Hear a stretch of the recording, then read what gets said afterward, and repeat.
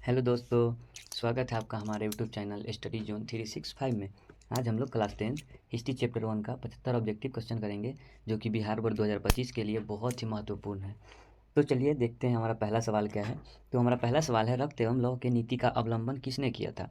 Option A Hitler, option B William प्रथम, option C Bismarck और option D Mazzini है।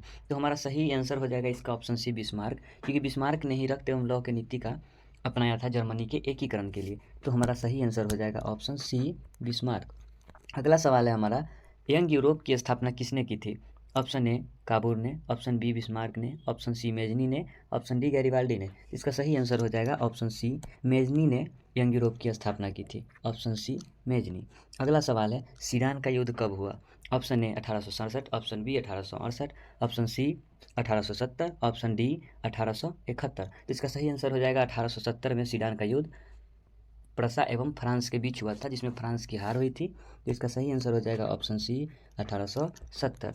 अगला सवाल है, वियना सम्मेलन किस वर्ष हुआ? तो वियना सम्मेलन option A 1815, option B 1820, option C 1825, option D 1830। इसका सही आंसर हो जाएगा 1815। 1815 में वियना सम्मेलन हुआ था, ऑप्शन ए। अगला सवाल है, फ्रांस में किस शासन वंश की पुनः स्थापना वियना कांग्रेस के द्वारा की गई थी? तो इसका सही आंसर बुर्बो वंश हो जाएगा, क्योंकि 1789 ईस्वी में बुर्बो वंश का स्थापना वियना कांग्रेस के द्वारा हुआ था। इसका सही आंसर हो जाएगा ऑप्शन सी बुर्बो वंश। अगला सवाल है, इटली एवं जर्मनी के एकीकरण के विरुद्ध निम्न में कौन था? तो इटली एवं जर्मनी के एकीकरण के विरुद्ध ऑस्ट्रिया था। तो इसमें ऑप्शन नंबर सी हो जाएगा इसका सही आंसर, ऑस्ट्रिया। क्योंकि इटली एवं जर्मनी के एकीकरण में इंग्लैंड, रूस और प्रसा था, इसके विरुद्ध में ऑस्ट्रिया था। तो इसको सही आंसर हो जाएगा ऑप्शन सी ऑस्ट्रिया। अगला सवाल है, जलवेरायन कैसी संस्था थी? तो जलवेरायन व्यापारियों की संस्था थी। तो इसका सही आंसर हो जाएगा ऑप्शन बी व्यापारियों की संस्था। अगला सवाल है, इंडियन नेपोल की संधि किन दो देशों के बीच हुआ था? तो इंडियन नेपोल की संधि रूस एवं तुर्की के बीच हुआ था। ऑप्शन ए है रूस एवं तुर्की। इसका सही आंसर हो जाएगा ऑप्शन ए। अगला सवाल है, सीडान का युद्ध किनके बीच हुआ था? तो अगर पहले बताया था, सीडान का युद्ध 1870 ईस्वी में प्रसा और फ्रांस के बीच हुआ था, जिसमें फ्रांस का हार हुआ था और प्रसा का जीत हुआ था। तो इसका सही आंसर हो जाएगा ऑप्शन सी, फ्रांस और प्रसा के बीच हुआ था। पोलैंड के विद्रोह को किसने कुचल दिया था? तो पोलैंड के विद्रोह को रूस ने कुचल दिया था, जो कि ऑप्शन ए है, रूस। सही आंसर हो जाएगा ऑप्शन ए। अगला सवाल है हमारा, यूनान स्वतंत्रता आंदोलन के दौरान कौन ब्रिटिश कवि शहीद हुए थे? तो यूनान स्वतंत्रता आंदोलन के दौरान लॉर्ड वायरन शहीद हो गए थे, जो कि हमारा ऑप्शन ए है, लॉर्ड वायरन। तो इसका सही आंसर हो जाएगा ऑप्शन ए। अगला सवाल है हमारा, मारियान किस देश के राष्ट्रवाद की प्रतीक थी? फ्रांस की, रूस की, इटली की, जर्मनी की? तो इसका सही आंसर हो जाएगा ऑप्शन ए, फ्रांस की राष्ट्रवाद का प्रतीक था मारियान। तो सही इसका आंसर हो जाएगा ऑप्शन ए। अगला सवाल है हमारा, फ्रांस के किस राजा ने कहा था, अंग्रेजी राजा की भांति शासन करने की अपेक्षा लकड़ी काटना अधिक पसंद है? तो यह कहा था चार्ल्स दसम ने, कि अंग्रेजी राजा के भांति शासन करने की अपेक्षा लकड़ी काटना पसंद करेंगे। तो सही आंसर हो जाएगा ऑप्शन डी, चार्ल्स दसम ने कहा था। अगला सवाल है हमारा, नवगुएल आंदोलन कहाँ हुआ था? तो नवगुएल आंदोलन इटली में हुआ था। तो इसका सही आंसर हो जाएगा ऑप्शन ए, इटली। अगला सवाल है हमारा, लाल कुर्ती नामक संस्था का गठन किसने किया था? ऑप्शन ए बिस्मार्क ने, ऑप्शन बी काबूर ने, ऑप्शन सी मेजनी ने, ऑप्शन डी गैरिबाल्डी ने। तो इसका सही आंसर हो जाएगा डी, गैरिबाल्डी ने लाल कुर्ती नामक संस्था का गठन किया था। सही आंसर हो जाएगा गैरिबाल्डी। अगला सवाल है हमारा, राष्ट्रवाद की अवधारणा का जन्म किस घटना से माना जाता है? तो राष्ट्रवाद की अवधारणा का जन्म पुनर्जागरण से जाना जाता है, जो कि हमारा ऑप्शन ए हो जाएगा, पुनर्जागरण। अगला सवाल है, जर्मनी एवं इटली के एकीकरण के समय फ्रांस का शासक कौन था? जर्मनी एवं इटली के एकीकरण के समय फ्रांस का शासक था नेपोलियन तृतीय। तो इसका सही आंसर हो जाएगा नेपोलियन तृतीय, ऑप्शन बी। अगला सवाल है हमारा, किस संधि के द्वारा जर्मनी का एकीकरण पूरा हुआ था? तो फ्रैंकफर्ट के संधि द्वारा जर्मनी का एकीकरण पूरा हुआ था। तो ऑप्शन डी हो जाएगा इसमें। और एक सवाल आ जाता है कि किस वर्ष हुआ था? तो फ्रैंकफर्ट की संधि 1871 में हुआ था। तो किस वर्ष होगा? 1871 में ही संधि पूरा हुआ था। अगला सवाल है, किस युद्ध के बाद जर्मनी का एकीकरण पूरा हुआ था? तो इसका सही आंसर हो जाएगा ऑप्शन डी, सेडान के युद्ध द्वारा जर्मनी का एकीकरण पूरा हुआ था। ऑप्शन डी, सेडान का युद्ध। अगला सवाल है, रक्त और लौह की नीति किसने अपनाई थी? तो इसके ऊपर तो कर चुके हैं, बिस्मार्क ने जर्मनी के एकीकरण के लिए रक्त एवं लौह की नीति अपनाया था। अगला सवाल है हमारा, राष्ट्रवाद की अवधारणा का जन्म किस घटना से माना जाता है? रिपीट हो गया ये क्वेश्चन। इसका सही आंसर हो जाएगा पुनर्जागरण, ऑप्शन ए। अगला सवाल है 1830 की क्रांति के बाद फ्रांस में किस प्रकार का शासन स्थापित हुआ था। तो 1830 में जो क्रांति हुआ था उसके बाद फ्रांस में निरंकुश राजतंत्र का स्थापना हो गया था। तो सही आंसर ही जो हो जाएगा इसका ऑप्शन ए। अगला सवाल है कार्बोनारी की स्थापना किस वर्ष हुई थी। तो कार्बोनारी की स्थापना 1810 ईस्वी में हुआ था। कार्बोनारी से मेजनी का संबंध था इसमें, तो ऑप्शन ए हो जाएगा इसका। 1810 ईस्वी में कार्बोनारी की स्थापना हुआ था। अगला सवाल है हमारा मेटरनिक कौन था। ऑप्शन ए ऑस्ट्रिया का चांसलर, ऑप्शन बी फ्रांस का चांसलर, ऑप्शन सी प्रसा का चांसलर, ऑप्शन डी रूस का चांसलर। तो हमारा सही आंसर हो जाएगा ऑप्शन ए। मेटरनिक जो था ऑस्ट्रिया का चांसलर था। इसका सही आंसर हो जाएगा ऑप्शन ए ऑस्ट्रिया का चांसलर। अगला सवाल है हमारा वियना कांग्रेस में कौन राष्ट्र सम्मिलित नहीं था। Option A Britain, option B रूस, option C France, option D Germany. तो इसका सही आंसर हो जाएगा option D Germany Vienna Congress में सम्मिलित नहीं था, ऑप्शन डी। अगला सवाल है हमारा जर्मनी के एकीकरण के लिए बिस्मार्क ने कितने युद्ध किए। तो जर्मनी के एकीकरण बिस्मार्क ने 3 युद्ध लड़ा था। इसका सही आंसर हो जाएगा ऑप्शन सी डेनमार्क से ऑस्ट्रिया और प्रसा 3 युद्ध हुआ था जर्मनी के एकीकरण के लिए। नेपोलियन संहिता किस वर्ष लागू की गई। नेपोलियन संहिता 1804 में लागू हुआ था। इसमें विशेषाधिकार को हटाकर और सबको समान अधिकार दिया गया था। तो इसका सही आंसर हो जाएगा ऑप्शन डी 1804 ईस्वी। अगला सवाल है हमारा 1789 की फ्रांसीसी क्रांति के समय वहाँ किस राजवंश का शासक था। तो ऊपर बताए थे 1789 में ही वियना सम्मेलन के द्वारा बुर्बो राजवंश का पुनर्स्थापना हुआ था। तो 1789 में बुर्बो राजवंश हो जाएगा इसका सही answer, option C. Act of union किस वर्ष पारित हुआ। एक्ट ऑफ यूनियन किस वर्ष पारित हुआ। तो इसका सही आंसर हो जाएगा ऑप्शन बी 1707 ईस्वी में हुआ था। सही आंसर हो जाएगा इसका बी 1707 ईस्वी में एक्ट ऑफ यूनियन पारित हुआ था। तो सही आंसर हो जाएगा ऑप्शन बी।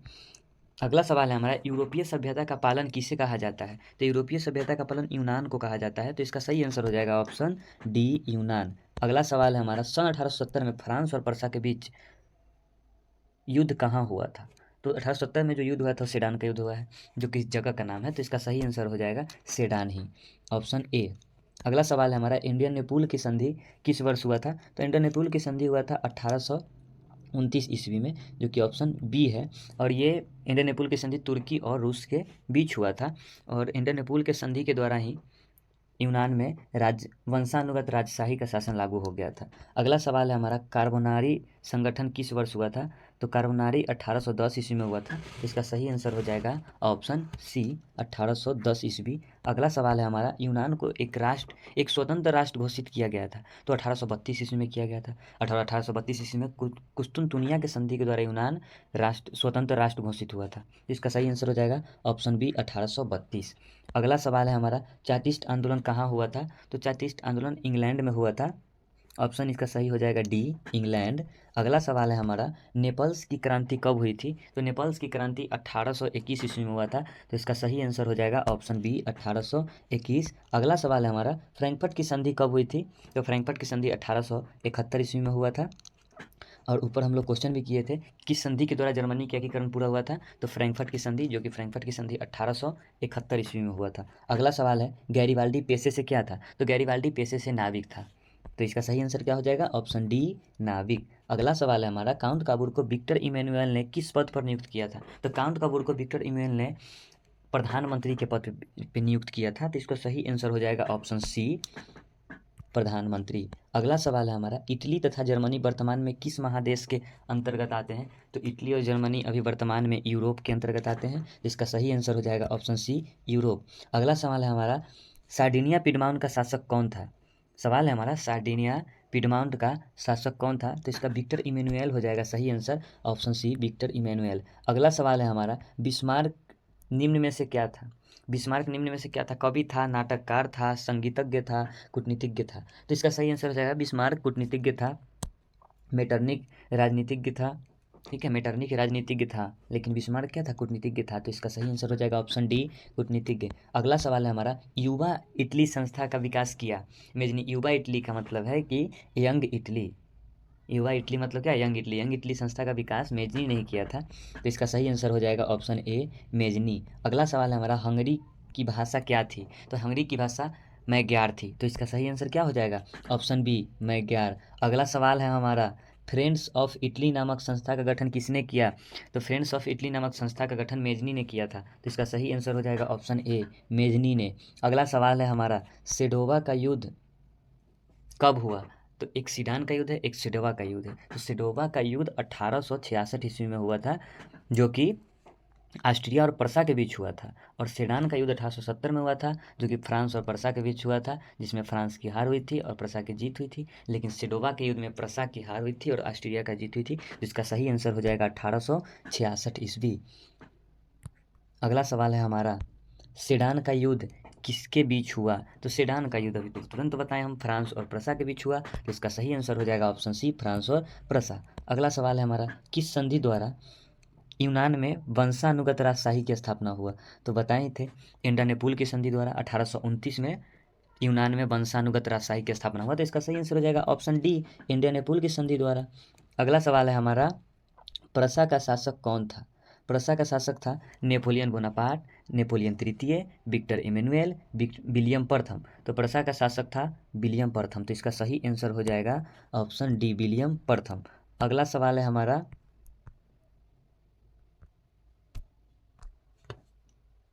प्रसा का शासक कौन था? तो इसका सही आंसर हो जाएगा ऑप्शन डी, विलियम प्रथम था प्रसा का शासक, ऑप्शन डी। अगला सवाल है हमारा, अगला सवाल है 1866 में ऑस्ट्रिया और प्रसा का युद्ध कहाँ हुआ? तो थोड़ा देर पहले ही बताए थे, 1866 में कौन सा युद्ध हुआ था? सेडोवा का।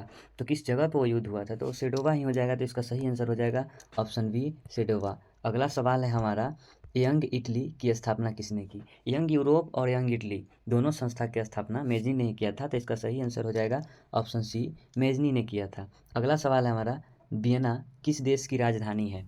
अगला सवाल है, वियना किस देश की राजधानी है? Option A France, option B England, option C Austria, option D रूस। तो हमारा सही आंसर हो जाएगा ऑप्शन सी, ऑस्ट्रिया। ऑस्ट्रिया की राजधानी वियना है, सही आंसर हो जाएगा ऑप्शन सी।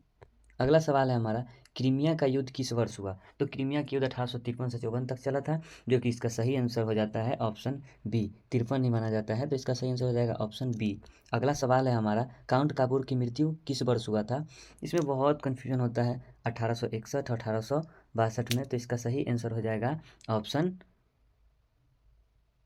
बी, 1861 होगा सही आंसर इसका, ऑप्शन बी। अगला सवाल है हमारा, जर्मनी का एकीकरण किस वर्ष पूर्ण हुआ? तो जर्मनी का एकीकरण किस संधि द्वारा हुआ था? जर्मनी का एकीकरण फ्रैंकफर्ट के संधि द्वारा पूर्ण हुआ था, तो आंसर क्या हो जाएगा? फ्रैंकफर्ट की संधि किस वर्ष हुआ? 1871, तो इसका सही आंसर हो जाएगा ऑप्शन डी, 1871।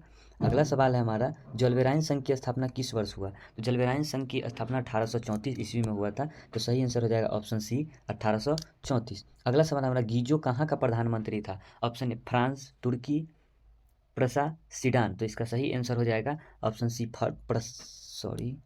फ्रांस। इसका सही आंसर क्या हो जाएगा? फ्रांस का राजा प्रधानमंत्री कौन था? गीजो। सही आंसर हो जाएगा इसका ऑप्शन सी, फ्रांस। अगला सवाल है हमारा, ओटो को निम्न में से कहाँ का राजा घोषित किया गया था? ओटो को, तो इसका सही आंसर हो जाएगा यूनान का, यूनान का राजा घोषित किया गया था ओटो को, तो सही आंसर हो जाएगा ऑप्शन बी, यूनान। अगला सवाल है हमारा, नेपोलियन ने जर्मनी में किस संघ की स्थापना की थी? तो नेपोलियन ने जर्मनी में राइन संघ की स्थापना किया था, तो इसका सही आंसर हो जाएगा ऑप्शन सी, राइन संघ। अगला सवाल है हमारा, वियना सम्मेलन कांग्रेस का अध्यक्ष कौन था? Option A Napoleon Bonaparte, option B Louis 18वां, ऑप्शन सी चार्ल्स एल्बर्ट और ऑप्शन डी मेटरनिक। तो इसका सही आंसर हो जाएगा मेटरनिक था वियना सम्मेलन का अध्यक्ष, ऑप्शन डी मेटरनिक।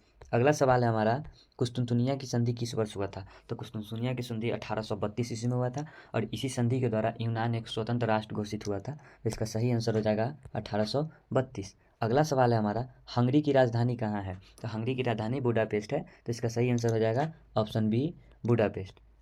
अगला सवाल है हमारा, फ्रांस की क्रांति का प्रमुख कारण क्या था? तो फ्रांस की क्रांति का प्रमुख कारण था कि निरंकुश शासन था, जिसके कारण फ्रांस में क्रांति हो गया, तो इसका सही आंसर हो जाएगा ऑप्शन बी। अगला सवाल है हमारा, मेजनी का जन्म कब हुआ था? तो मेजनी का जन्म 1805 ईस्वी में हुआ था, तो इसका सही आंसर हो जाएगा 1805। अगला सवाल है हमारा, गैरिबाल्डी का जन्म कब हुआ था? तो गैरिबाल्डी का जन्म 1807 ईस्वी में हुआ था, तो इसका सही आंसर हो जाएगा ऑप्शन बी, 1807। अगला सवाल है हमारा, काउंट काबूर का जन्म कब हुआ था? तो काउंट काबूर का जन्म 1810 ईस्वी में हुआ था, तो इसका सही आंसर हो जाएगा ऑप्शन डी 1810। अगला सवाल है हमारा, मेटरनिक का जन्म कब हुआ था? तो मेटरनिक का जन्म 1773 ईस्वी में हुआ था, तो इसका सही आंसर हो जाएगा 1773 सी। अगला सवाल है हमारा, मेटरनिक निम्न में से क्या था? तो मेटरनिक एक राजनीतिज्ञ था और बिस्मार्क क्या था? कूटनीतिज्ञ था। तो मेटरनिक क्या था? राजनीतिज्ञ। तो इसका सही आंसर क्या हो जाएगा? ऑप्शन बी राजनीतिज्ञ। अगला सवाल है हमारा, फ्रांस में महिला को मताधिकार कब प्राप्त हुआ था? तो फ्रांस में महिला को मताधिकार प्राप्त हुआ था 1945 ईस्वी में, तो इसका सही आंसर हो जाएगा 1945 ऑप्शन सी। इसका सही आंसर हो जाएगा ऑप्शन सी 1945। अगला सवाल है हमारा, यूरोपीय राष्ट्रवाद से प्रभावित होकर किस भारतीय शासक ने जैकोबिन क्लब की स्थापना किया था? तो यूरोपीय राष्ट्रवाद से प्रभावित होकर ना टीपू सुल्तान ने जैकोबिन क्लब की स्थापना किया था, तो इसका सही आंसर हो जाएगा टीपू सुल्तान ऑप्शन सी। टीपू सुल्तान ने जैकोबिन क्लब की स्थापना किया था। अगला सवाल है हमारा, जिनेवा समझौता किस वर्ष हुआ था? तो जिनेवा समझौता हुआ था 1954 ईस्वी में, तो इसका सही आंसर हो जाएगा ऑप्शन ए 1954। अगला सवाल है हमारा, हिगेल किस देश का दार्शनिक था? हिगेल किस देश का दार्शनिक था? हिगेल किस देश का दार्शनिक था? तो जर्मनी का दार्शनिक था, तो इसका सही आंसर हो जाएगा ऑप्शन डी जर्मनी। सही आंसर इसका क्या हो जाएगा? Option D Germany. अगला सवाल है हमारा, कोसूत का संबंध किस देश से है? तो कोसूत का संबंध हंगरी से होगा, तो इसका सही आंसर क्या हो जाएगा? Option D Hungary. Kossuth Hungary से संबंध है कोसूत का। अगला सवाल है, सिकंदर कहाँ का निवासी था? तो सिकंदर यूनान का था, तो इसका सही आंसर हो जाएगा ऑप्शन सी यूनान। अगला सवाल है हमारा, बिस्मार्क का जन्म कब हुआ? Option A 1805, option B 1807, option C 1815, option D 1810। तो 1805 में तो मेजनी का जन्म हुआ था, 1807 में गैरिबाल्डी का हुआ था, 1810 में काउंट काबूर का हुआ था, तो बिस्मार्क का जन्म 1815। तो इसका सही आंसर हो जाएगा ऑप्शन सी 1815। तो हमारा पूरा क्वेश्चन हो चुका है 75। अगर वीडियो आप लोग को अच्छा लगा तो चैनल को सब्सक्राइब कीजिए, वीडियो लाइक कीजिए और अपने दोस्तों के पास शेयर कीजिए।